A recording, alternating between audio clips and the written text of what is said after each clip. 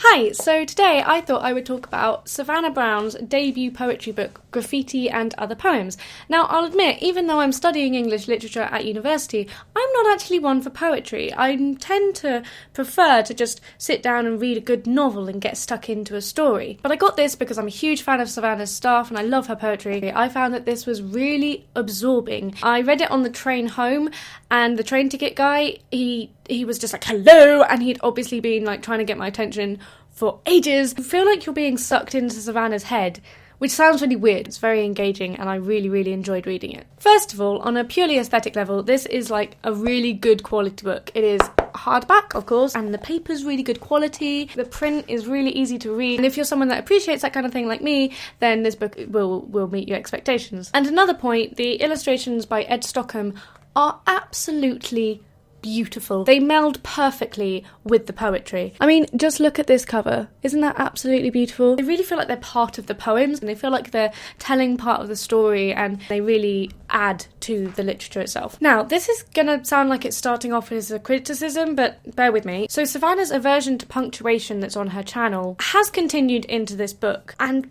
personally, I'm not a massive fan. I'm not normally much of a traditionalist, but I do appreciate a capital letter at the beginning of a poem and a full stop at the end. However, though I'm saying that, it's definitely part of the book's style. It makes it feel like one whole sentence. Even though they're separate poems, they kind of all feel like one piece. And also, you know, it's called Graffiti. It kind of has that feeling of scribbles in the night. So these poems are very internal. They really look at the themes of bodily feelings and like the room inside your own head. There's many motifs of lips and skin and lungs. This is something that I really respect in poetry because it's something that I try to capture in my own poetry, which no, you haven't seen yet, and yes, you might see one day. I'm really fascinated by the physicality of emotion. People always think of emotions as sort of an abstract concept, but they do manifest themselves physically, and then trying to transfer that into poetry, I just find that a really fascinating concept, and that is something that Savannah has done quite a lot in her poetry. I think she's done it very successfully. Once again, I'm starting a point with what sounds like a criticism, but bear with me. Some of the poems feel a little bit unperfected. Some of the sentences feel really beautifully crafted. For example, in This City is Alive, she's not a crescendo, she's a bittersweet beauty, a heavy rumbling bass, a numbing buzz, every exhale like rolling thunder. I can't really explain it, and I don't really want to try and explain it, but it's just a very sort of beautiful sentence. So you get lots of moments like that, but then there's quite a lot that doesn't feel as crafted. I can't really give an example because it's very sort of subtle, but there's some like unnecessary repetition in some of the sentences. And of course there is a general feeling of some of the poems being unfinished. There's one poem that literally ends on the word of. Now, Savannah, don't you know that you never finish a sentence with a preposition? What did they teach you at your school? There are some moments of the poems, or how they finish particularly, that feels quite unfinished and unperfected, and this jars against her rhythmical and alliterated and, there isn't really an adjective of this, full of assonance style. But, though this all sounds like a criticism, it's not, because it makes it feel like a document of life. It does feel like a stream of consciousness. And so there are going to be moments of clarity and beauty, and there are going to be moments of kind of messiness that aren't quite right. So I do like that. Another reason it feels like a sort of document of life is that you get this flowing feel,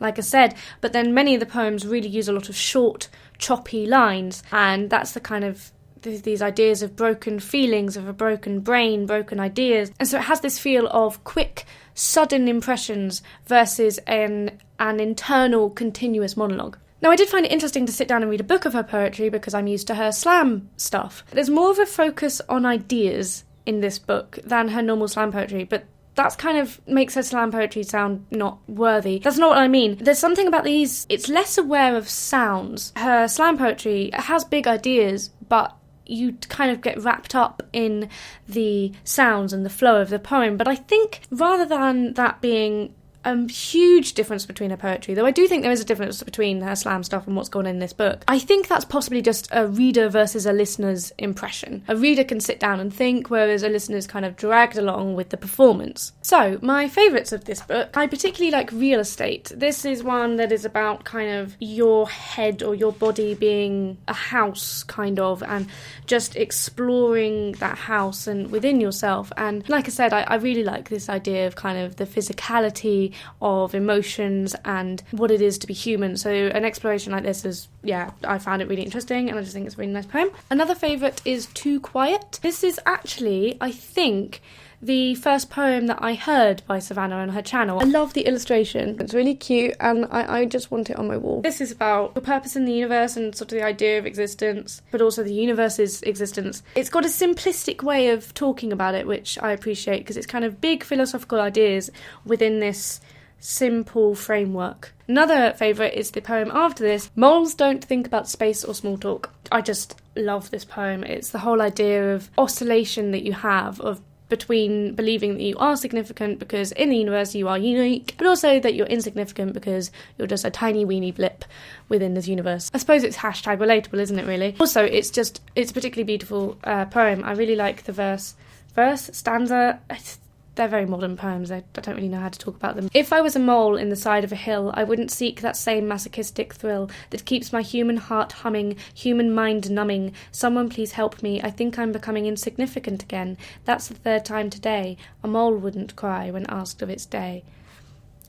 That's just so beautiful. And it just, yeah, this poem really spoke to me on like a personal level. But I think it's something that would speak to a lot of people, unless I'm crazy. Another favourite is No Angels. This one is just really cool, and it's about that kind of like realisation of your insecurities versus the fact that everyone's a bit shit, really. And it's just, again, it's got that physicality of emotion, which I really, really love. It's got a line here: you can feel the plummet, the rummage, the buckle of knees against the weight of the lump in your throat. That idea of like the lump of your throat being a weight that pulls the rest of you down, like, I just really like that as imagery. Yeah, there's a lot of ideas of sort of time and insignificance versus significance, and your perception of the universe versus the universe's perception of you. It's a very existential.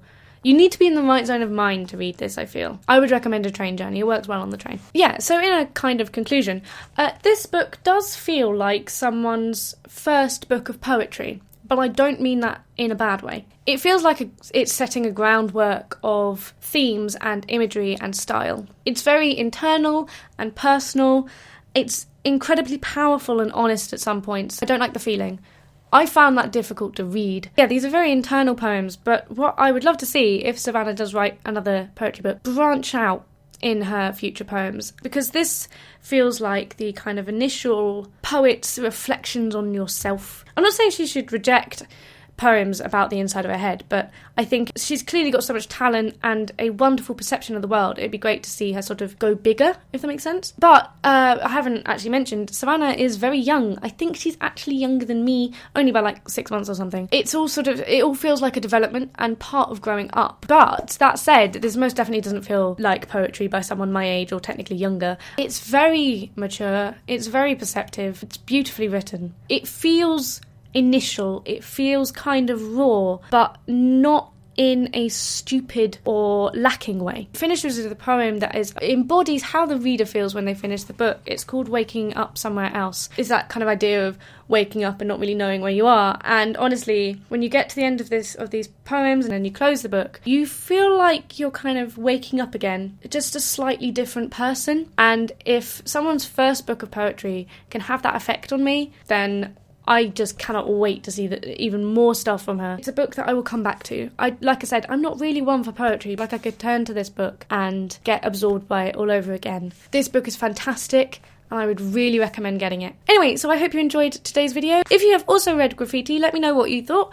If you haven't, then I hope this has been helpful and maybe inspired you to buy it. You can also subscribe to see the rest of Vida, and I will link my last Vida. I hope you enjoyed this video. I will see you tomorrow. Bye!